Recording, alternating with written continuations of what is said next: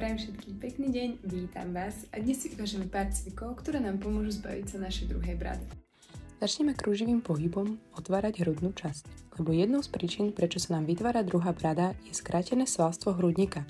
Kvôli tomu sa začíname aj hrbiť.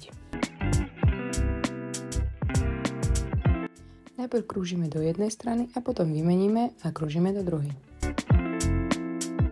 Pri vykonávaní všetkých cvikov sa snažíme držať v spriamenej polohe a nehrbíme sa. A hneď prejdeme na ďalší cvik.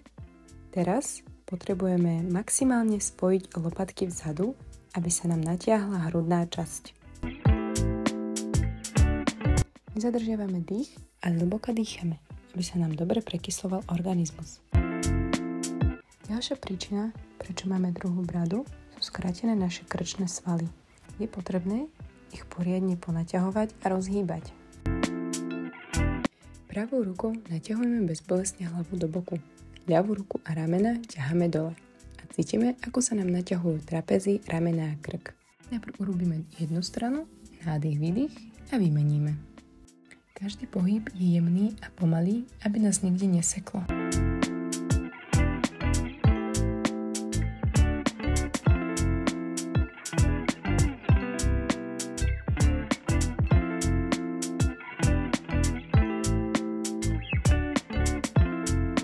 Pokračujeme naťahovať hrudné svalstvo a krk, položíme ruky na hrudník a jemne ťaháme dole.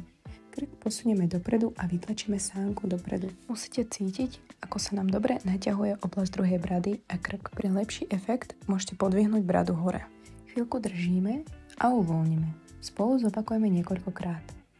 Teším sa, že cvičíte so mňou. Nezabudnite dať like a sledovať, aby ste nezmeškali nové videá s ďalšími cvikmi na ďalšej časti tváre.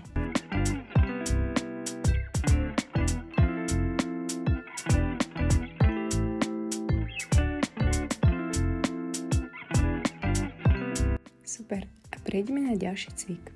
Základ je ten istý, necháme ruky na hrudníku, tlačíme trošku dole, vytiahneme krk dopredu, podvihneme bradu a budeme sa usmievať.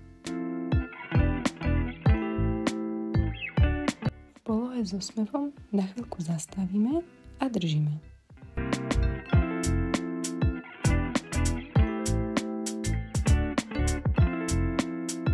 A hotovo. Teraz sme naťahovali predné svalstvo, teraz budeme naťahovať bočné svalstvo. Chrbát a hlavu držíme rovno a snažíme sa ako keby ťahať dohora. Budeme zakláňať hlavu, len nie do boku, ale do kríža. To znamená, že trošku aj dozadu.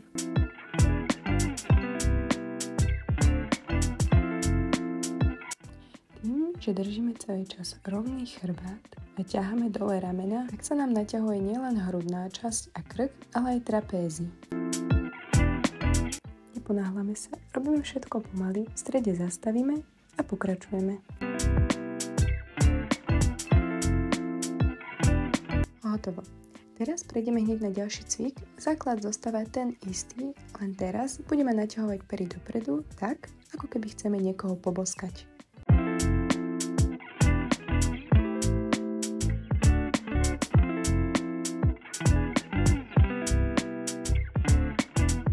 Ten pohyb bosk nám zabezpečí ešte lepšie natiahnutie. Pokračujeme to robiť pomaly, žiaden trhavý pohyb, aby to nezapríčinilo nepríjemný pocit.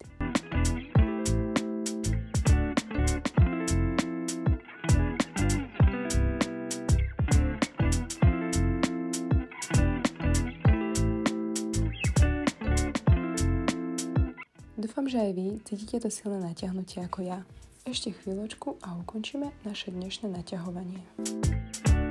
A ešte chvíľku zapracujeme na druhej brade a našej sánke. Pomocou peste sa budeme pohybovať od stredu brady k ušiam. Vyvíjame jemný tlak.